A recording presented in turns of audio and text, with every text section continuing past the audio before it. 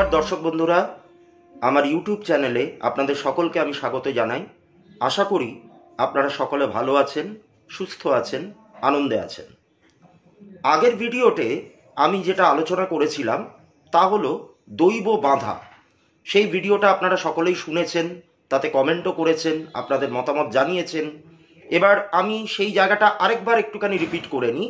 দৈব বাঁধার ব্যাপারে আমি যেটা বলেছিলাম তা হলো জন্মছক আমাদের যেগুলো দেখাচ্ছে, মানে একটা জন্মছক যখন আমরা একদম সঠিক পদ্ধতিতে তৈরি করছি, তাতে যেই যেই ইভেন্টগুলো একজন মানুষের জীবনে ঘটার কথা সেগুলো যখন ঘটছে না, তার পেছনে একটা কারণ থাকে হচ্ছে দৈব বাধা, আরেকটা কারণ থাকে হচ্ছে যে শত্রুতার বশে কেউ যদি কালা জাদু করে থাকে আপনাদের ওপর। তা কালা জাদুর ব্যাপারটা আগের দিন আমি অতটা ডেপথে ঢুকিনি। আগের দিনে আমি দৈব বাধা নিয়েই আলোচনা করেছিলাম। দৈব বাধা মানে হচ্ছে একটা ঐশ্বরিক বাধা, যেটা আপনি পূর্বজন্মের প্রারব্ধ হিসেবে আপনি সেটা পাচ্ছেন, ফল হিসেবে আপনি পাচ্ছেন।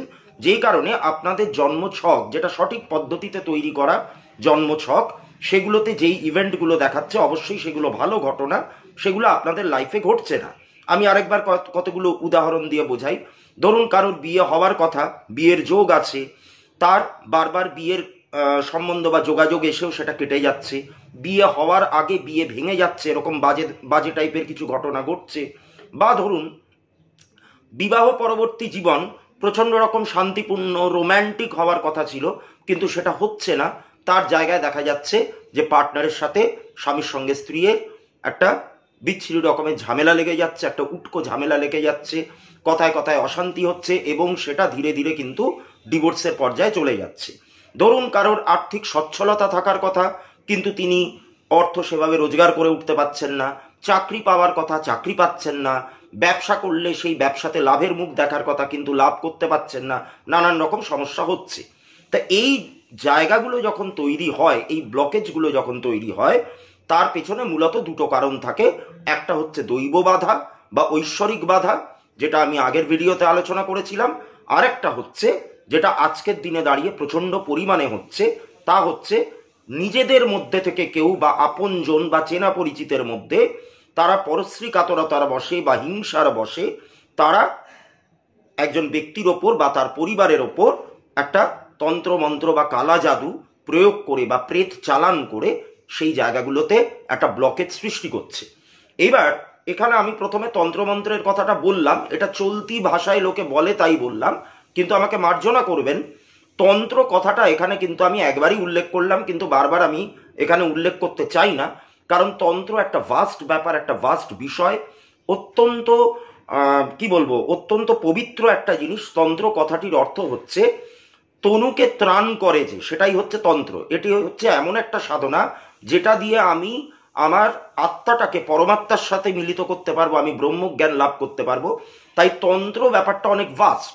এই ধরনের ক্রিয়াকলাপ, অর্থাৎ একটা বাড়িতে প্রেত চালান করে দেওয়া, তাদের সাথে শত্রুতা করে কোনো একটা বান মেরে দেওয়া, বা কোনো মারণ ক্রিয়া, উচাটন ক্রিয়া, এইগুলোকে আমি একটু নিম্নমার্গের সাধনার পর্যায়ে রাখতে চাই। এগুলোকে আমি কখনোই তন্ত্রের সাথে একত্রিত করতে চাই না, বা সেই স্তরে আমি এগুলোকে রাখতে চাই না। তা এবার যখনই কোনো বাড়িতে বা কোনো ব্যক্তি বিশেষের ওপর কেউ যদি প্রেত চালনা করে, তাহলে সেটা আমরা কিভাবে বুঝবো? দেখুন, আমি আমার ব্যক্তিগত অভিজ্ঞতা থেকে বলছি, আমার পেশাগত অভিজ্ঞতা থেকে বলছি। আমার কাছে তো বিভিন্ন রকমের ক্লায়েন্ট আসেন, তাদের ক্ষেত্রেও আমি এই জিনিসটা দেখেছি যে জন্মছক সঠিকভাবে তৈরি করার পর দেখা যাচ্ছে যে সেই ইভেন্টগুলো তার লাইফে কখনো ঘটেনি, বা সেগুলো অতীত মানে আগামী দিনেও সেগুলো ঘটছে না। তাহলে তখন তার দুটো কারণ। দৈব বাধা নিয়ে তো আমরা অলরেডি আলোচনা করেইছি। তো আজকে আমরা দেখব যে এই কালা জাদু প্রয়োগ করে কিভাবে একজন মানুষের ক্ষতি করা হয়। কিন্তু সেটা দেখবার আগে আমাদেরকে আগে জেনে নিতে হবে যে কালা জাদু প্রয়োগ করলে পরে সেই বাড়িতে বা সেই ব্যক্তির ওপর কিরকম সিমটমস দেখা যেতে পারে, কিরকম উপসর্গ আমরা দেখতে পারি, কি দেখলে আমরা বুঝবো, মানে সহজ বাংলায় বলতে গেলে কি দেখলে আমরা বুঝবো যে একটা বাড়ির ওপর বা একটা পরিবারের ওপর কালা জাদুর প্রয়োগ হয়েছে বা প্রেত চালান হয়েছে। এই প্রেত চালান কথাটা আমি কেন বলছি, তার কারণ আজকের দিনে এই ক্ষতিমূলক কাজগুলো, ক্ষতিকারক যে কাজগুলো, যেগুলো করে মানুষের কখনো ভালো করা যায় না, ক্ষতি করা যায়, সেই কাজগুলো কিন্তু মূলত প্রেত চালনা করেই করা হয়। তার কারণ হচ্ছে এই ছোটোখাটো ব্যাঙের ছাতার মতো গজিয়ে ওঠা বিভিন্ন রকমের সাধক টাধক যারা রয়েছেন, তারা প্রেত সিদ্ধ করেন বা প্রেতকে নিজের বাগে আনেন। কেন আনেন? তার কারণ দেবতার সাধনা বা মহাবিদ্যার সাধনা, দশমহাবিদ্যা, ধরুন আপনি কালী সাধনা করছেন, কি ধূমাবতী সাধনা করছেন, কি ছিন্নমস্তার সাধনা করছেন, বা জগদ্ধাত্রীর সাধনা করছেন, দুর্গা সাধনা করছেন, শৈব সাধনা করছেন, বিষ্ণুর সাধনা করছেন, তন্ত্রের তো অনেকগুলো দিক আছে, গণপতির সাধনা করছেন, এই সাধনাগুলো কিন্তু প্রচণ্ড ডিফিকাল্ট। এই সাধনা ধৈর্যের ব্যাপার আছে, ভক্তির ব্যাপার আছে, একটা টাইম টেকিং, টাইম কনজিউমিং ব্যাপার আছে। কিন্তু আপনি যদি একটা পিশাচ সাধনা করেন বা একটা প্রেত সাধনা যদি কেউ করেন, তাহলে কিন্তু সেটা খুব চটজলদি সেই প্রেতকে কিন্তু বাগে আনা যায় বা বশে আনা যায়, এবং সেই বশে এনে সেই প্রেতকে দিয়ে একেবারে কেনা গোলামকে দিয়ে আমরা যেরকম কাজ করাই, সেরকম কেনা গোলামের মতো কিন্তু তাকে দিয়ে কাজ করানো যায়, যে কোনো কাজ তাকে দিয়ে করানো যায়। তাই এইটা যেহেতু খুব ইজি একটা মেথড, তাই জন্য প্রচুর মানুষজন এই সাধনার পথে কিন্তু হাঁটছেন এবং এইটা দিয়ে মানুষের কিন্তু ক্ষতি করছেন। তাহলে যখনই কোনো বাড়িতে প্রেত চালান হচ্ছে বা কোনো ব্যক্তিবিশেষের ওপর প্রেত চালনা হচ্ছে, তখন কি কি সিমটমস দেখা যেতে পারে? প্রথমে আমি বাড়ি নিয়ে বলবো, তারপরে একজন ব্যক্তিবিশেষের ক্ষেত্রে কি হয় আমি বলবো। বাড়ির ওপর যদি প্রেত চালনা করা হয়, প্রথমেই দেখবেন যেটা হতে পারে সেটা হচ্ছে বাড়ির আশেপাশে আপনাদের যদি কোনো বাগান থাকে বা ফুলের গাছ টাছ কিছু থাকে টবে, সেগুলো দেখবেন কারণে অকারণে শুকিয়ে যাচ্ছে।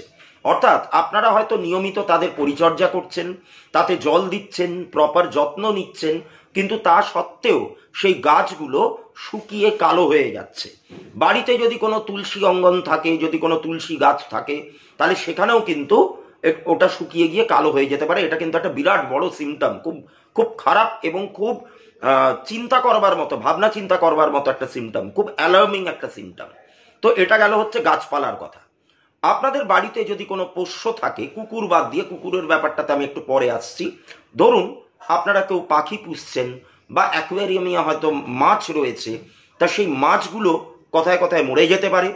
পাখিগুলোও কিন্তু একটু বেশি দেখবেন, যতটা না তারা অ্যাক্টিভ তার থেকে আরেকটু বেশি হাইপার অ্যাক্টিভ হয়ে যাচ্ছে, বড্ড বেশি তারা ডানা ঝাপটাচ্ছে, বড্ড বেশি করে তারা কিচিরমিচির করছে, তাদের আওয়াজ বার করছে, এবং একটা টাইমে কিন্তু তারাও মারা যাচ্ছে। বাড়িতে যদি কুকুর থাকে, কুকুরের কিন্তু নেগেটিভিটি সেন্স করবার মারাত্মক রকমের একটা ক্যাপাসিটি রয়েছে, এবং তারা কিন্তু সেই নেগেটিভিটিটাকে নিজেদের মধ্যেও ধারণ করতে পারে।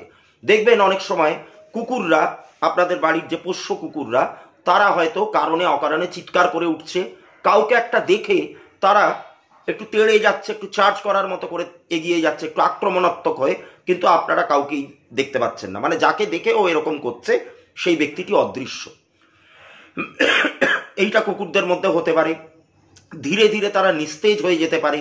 আপনাদের বাড়িতে যদি কোনো কুকুর নাও থাকে, আশপাশে যে পাড়ার গলিতে যে সমস্ত স্ট্রে ডগসগুলো ঘুরে বেড়ায়, তারাও কিন্তু দেখবেন কারণে হোক অকারণে হোক আপনাদের বাড়ির সামনে জটলা বেঁধে প্রচণ্ড রকমভাবে জোরে চিৎকার টিৎকার করছে।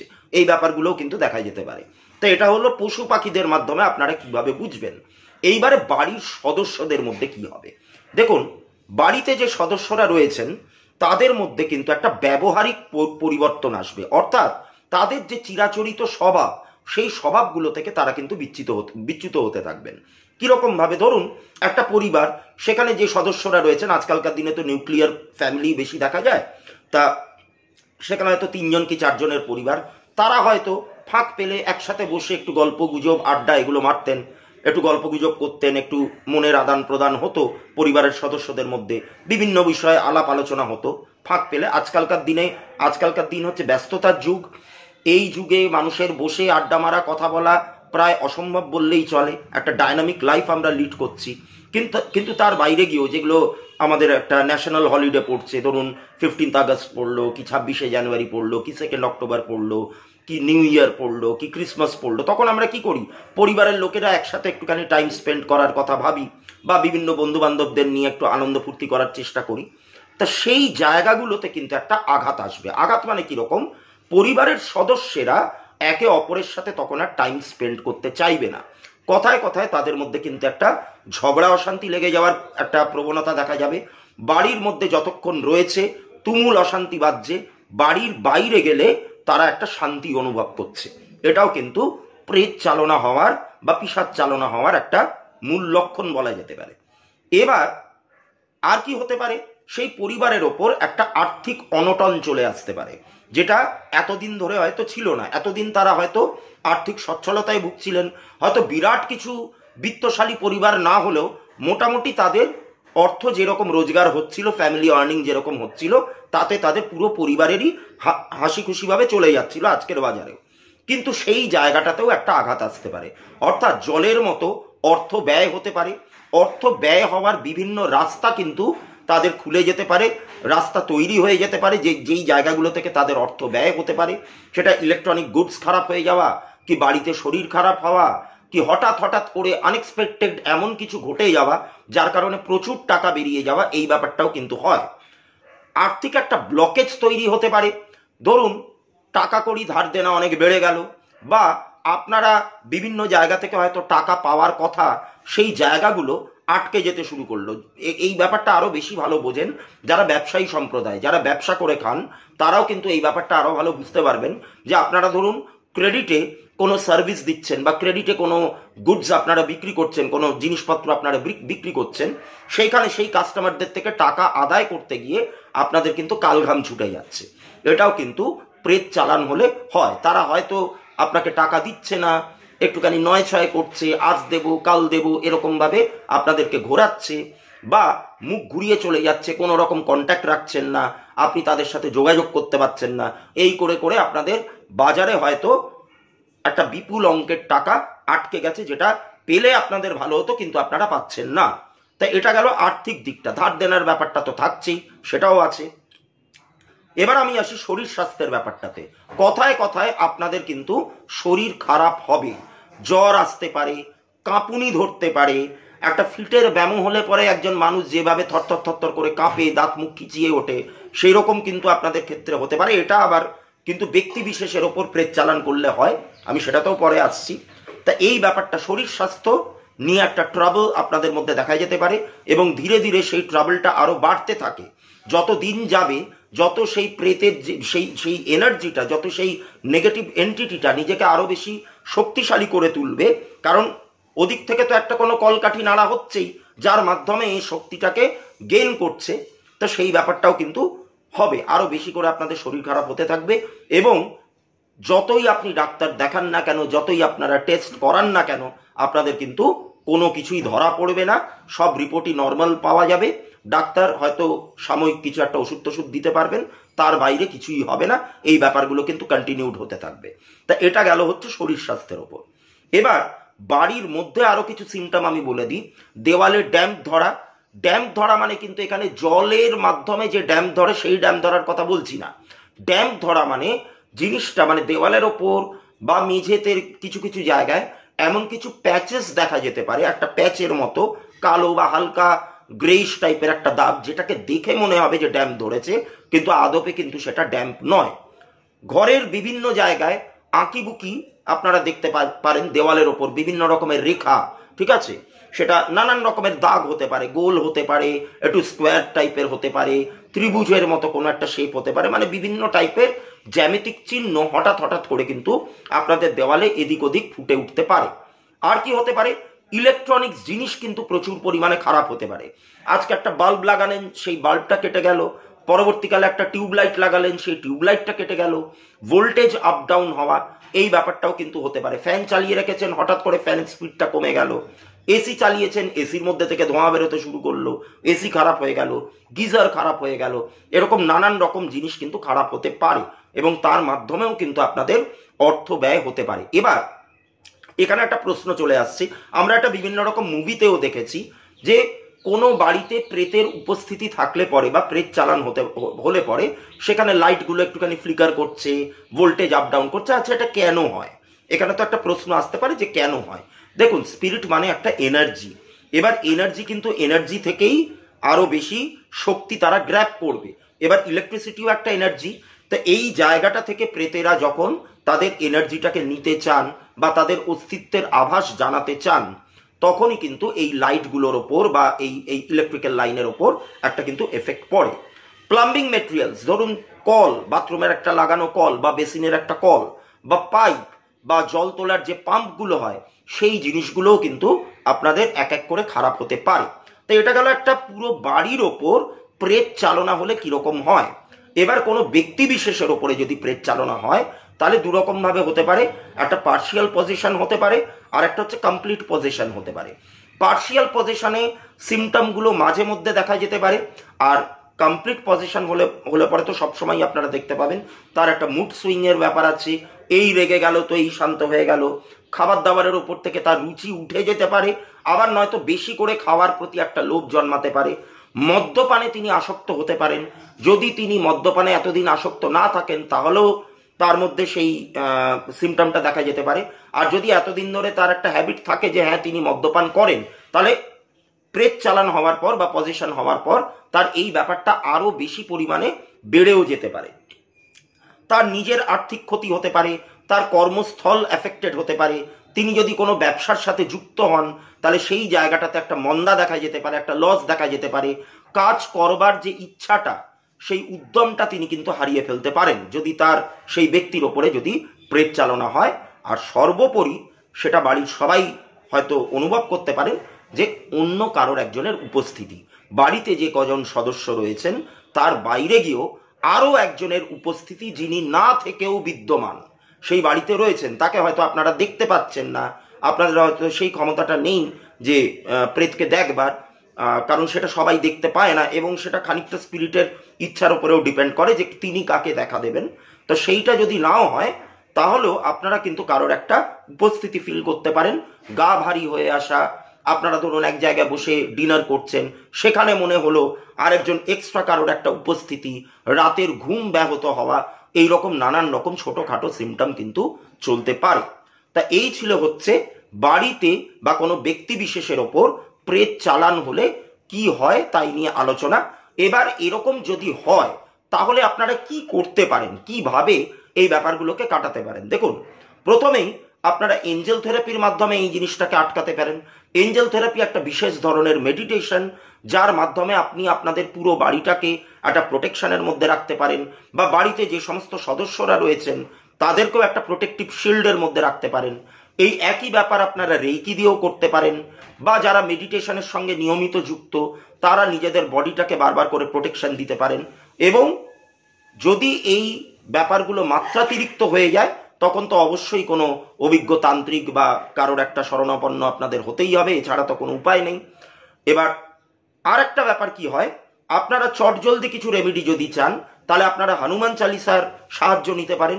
সেটাকে আপনারা নিজেরা পাঠ করতে পারেন বা কোথাও একটু চালিয়ে দিলেন, সেটা একটু ফুল ভলিউমে চালান যাতে বাড়ির প্রতিটা কোনায় কোনায় সেই হনুমান চালিসার যে ঝংকার সেটা যেন ধ্বনিত হয়, এটা করতে পারেন। অথবা রাম নাম জপ করতে পারেন, কোনো রকম মন্ত্রতন্ত্র কিচ্ছু না, আপনারা জাস্ট রামের নামটাকে জপ করতে পারেন। নর্মাল মেডিটেশনের মাধ্যমে একটা মেডিটেশন করবার মতো ভঙ্গিতে বসবেন, বসে কেবল রামের নাম নিয়ে যাবেন। আর নামটা নিতে হবে এরকম ভাবে, রাম রাম রাম রাম, এইরকম ভাবে কনস্ট্যান্ট আপনারা রাম নাম নিন। তাতেও কিন্তু নেগেটিভ এনার্জি যেগুলো রয়েছে সেগুলো আস্তে আস্তে কাটতে পারে। আমি এটা আমার পেশাগত অভিজ্ঞতার থেকে বলছি। আমি যে কজন ক্লায়েন্টের ক্ষেত্রে এই প্যারানর্মাল ব্যাপারগুলোকে হ্যান্ডেল করেছি তাদেরকে প্রত্যেকেই আমি এই চটজলদি রেমেডি যেগুলো দিই, মানে এই হনুমান চালিসা বলুন কি রাম নাম জপ করা বলুন, বা একটুখানি নুন রেখে দেওয়া, বা কর্পূর দিয়ে পুরো মানে কর্পূরের ধোয়া, শুকনো লঙ্কা জ্বালিয়ে সেই ধোয়া ধুনুচি দিয়ে পুরো বাড়ির মধ্যে ছড়ানো, এই রেমেডিগুলো কিন্তু সাময়িকভাবে কাজ দেয়। তবে সেটাকে পুরোপুরি প্রেত মুক্ত করতে, পুরোপুরি একটা বাড়িকে প্রেত মুক্ত করতে বা যাই চালান হয়ে থাকুক না কেন সেটাকে মুক্ত করতে একটু বড় ধরনের কোনো ক্লিনজিং এর দরকার বা বড় ধরনের কোনো একটা তন্ত্রক্রিয়ার দরকার, যেটা সবসময় কিন্তু এই চটজলদি রেমেডিগুলো দিয়ে হয় না। তা এই ছিল হচ্ছে আজকে আমার ভিডিওর বিষয়বস্তু। আপনাদের এই আলোচনা যদি ভালো লেগে থাকে তাহলে আমার চ্যানেলটিকে সাবস্ক্রাইব করুন, এই ভিডিওটিকে লাইক করুন এবং কাছের মানুষের সাথে শেয়ার করে নিন, যাতে আপনারা যাতে সবাই এই বিষয়গুলো নিয়ে একটুখানি জানতে পারে, একটা অ্যাওয়ারনেস, একটা সচেতনতা মানুষের মধ্যে যাতে তৈরি করা যায়। এই ব্যাপারটা একটু দয়া করে করবেন। আবারও ফিরবো নতুন কোনো ভিডিও টপিক নিয়ে। আপনারা প্রত্যেকে ভালো থাকুন, সুস্থ থাকুন। নমস্কার।